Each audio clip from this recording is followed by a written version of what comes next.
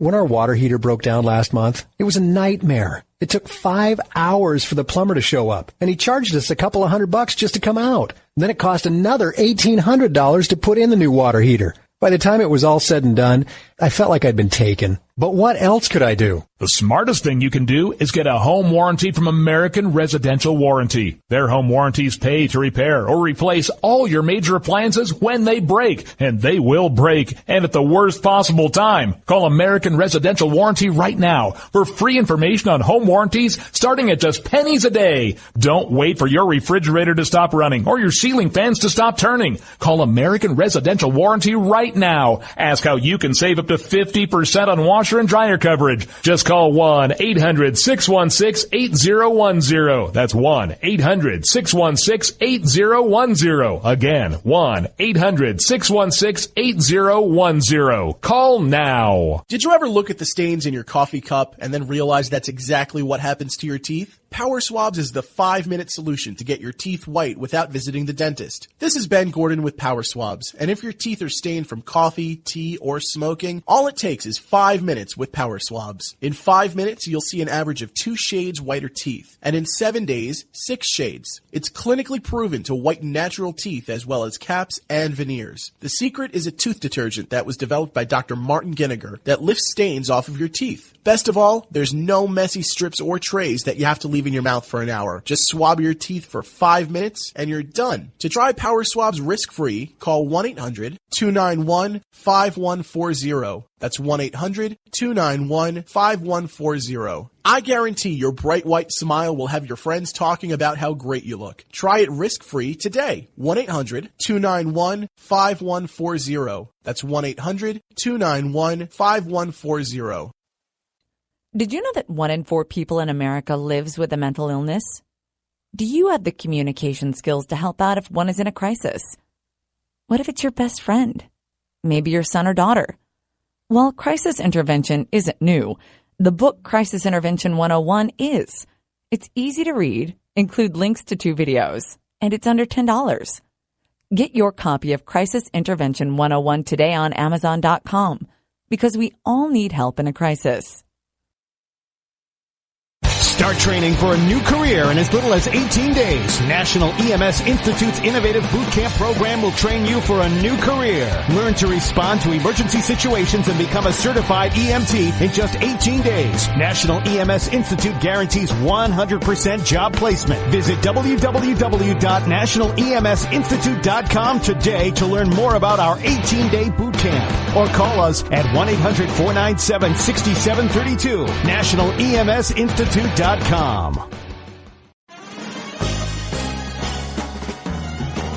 Stuck in a boring, low-paid job? By 2017, there will be a shortage of 2 million cybersecurity jobs worldwide. If you have a technical background but don't have a computer certification, you're being drastically underpaid.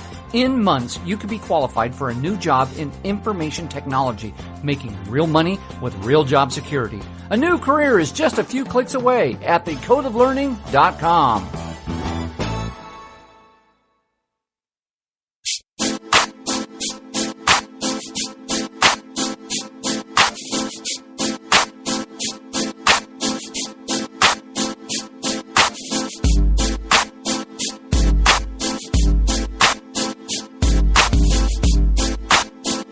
You're listening to The Rod Eccles Show.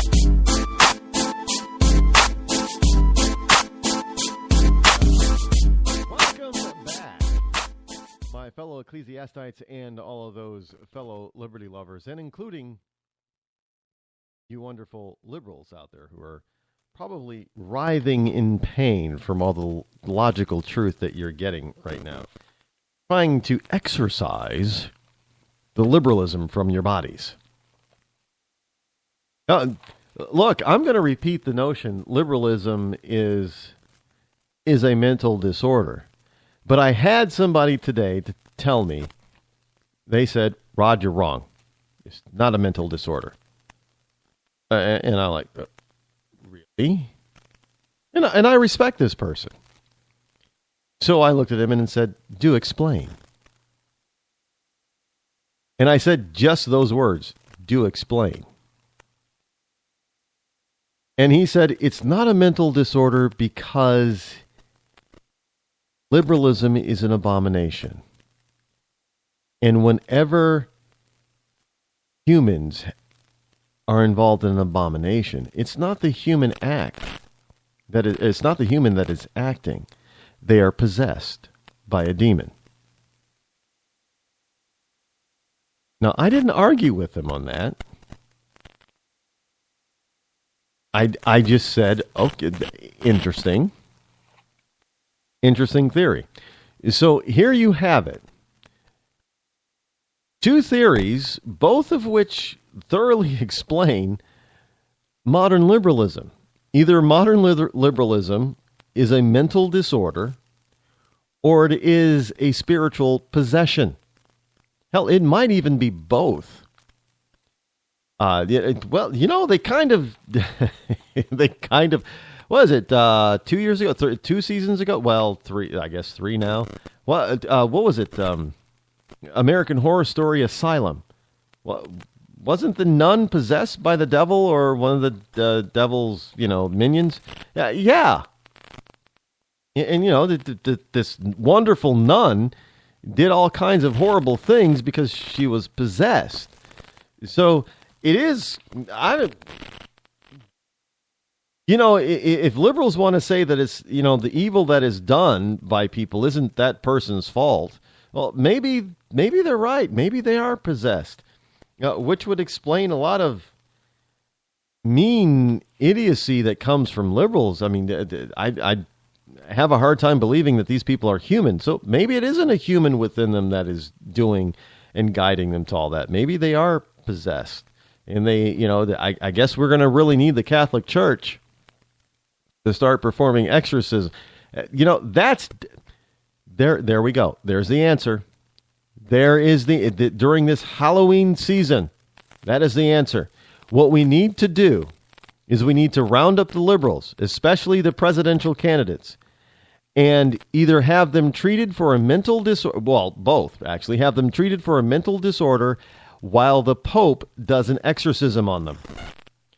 And then hopefully they will be cured of their mental disability, and the evil demons that may be residing within them will be exorcised out of them, so that when they come out and continue their presidential run, they will be running as conservatives. Why not? Because there are, what is it, British researchers that I saw not recently supposedly they can cure you of believing in God with magnetic rays into your brain. I kid you not. Evidently, they can scramble your brain enough to make you, to cause you to not believe in other words, to become an atheist. Yeah, you can't make this stuff up, folks. I don't have that kind of an imagination. I can't make this stuff up. If I could, I'd be probably one of the world's, top selling authors and movie script writers. I would have #1 movies coming out at least once a year, and I'd be like Stephen King, just pumping out books, #1 books left and right and make a mint. I don't have that kind of imagination. I'm sorry, I don't. So I can't make, 90% of this stuff up. I really can't. And that's one thing I never would have thought of. Put somebody put somebody onto a machine, attach their brain to a machine that puts these penetrating magnetic or whatever kind of electro rays through their brains to cause them to become an atheist. I wouldn't have thought of it. I didn't even think of the opposite way. Maybe they can reverse it. Maybe they can reverse the polarity and cause somebody who's an atheist to believe in God. But the problem with that is that I believe everybody knows that there is a God. They just choose to reject him. I think we're all born with the innate knowledge of a creator God. And we just choose throughout our life to reject him. So I don't think you could actually reverse the polarities and cause people to believe in God, because they already do. They just reject him. So this whole notion that, I don't know, maybe it's true. Maybe they can scramble a person's brain where they don't believe in God and they become true atheists. Because right now, atheists, I tell every time I run into an atheist or an agnostic, I always tell them, you actually do believe in a creator God. You just choose to reject him. And especially an atheist, a radical atheist, man, you ought to see how livid they get. You think that they would just have a reasonable, logical explanation to counter what I just said. No, they get livid. There's supposedly two things you're not supposed to talk about in the presence of polite company. Politics and religion. Well, I guess I'm not polite because I'll talk about both. I'm not ashamed to talk about both. And whenever I come up against is or a pagan, pagans, they have this notion that there is a God, but God is Gaia, the Mother Earth, or what have you.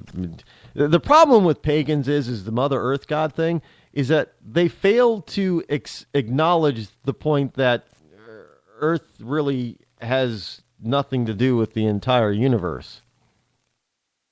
It really doesn't. Sorry, but when you look at the size, the size that we know it, which we don't know enough. So we think that, the universe is a certain size. Guarantee you, it's many times larger than that. So if we just take what we know of the universe and put the Earth in it, it is smaller than it is the equivalent of an electron flying around an atom. It's that irrelevant. The Earth is that irrelevant in the whole scheme of the universe. So when you talk about, Gaia, the goddess of Earth, that's irrelevant. Because all she has is dominion of the...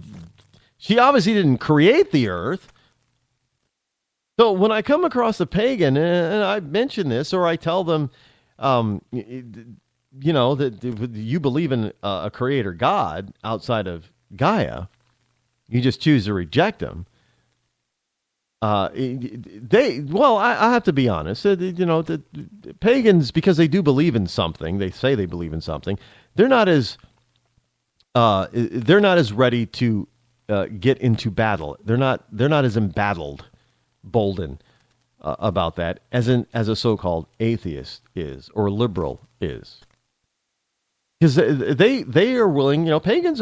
I've had religious discussions with pagans, and for the most part, they are respectful, and they bring their spiritual. I'm not going to say religion because they don't believe in religion, but they bring their spiritual beliefs and their spiritual knowledge as it is to the conversation, and we usually have a very respectful conversation.